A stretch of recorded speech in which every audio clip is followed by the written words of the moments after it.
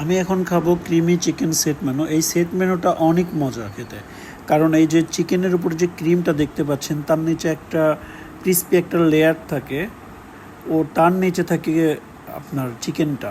এটা খেতে অনেক মজা। আর লাস্টে খাবো লেবু আর পুদিনার জুস।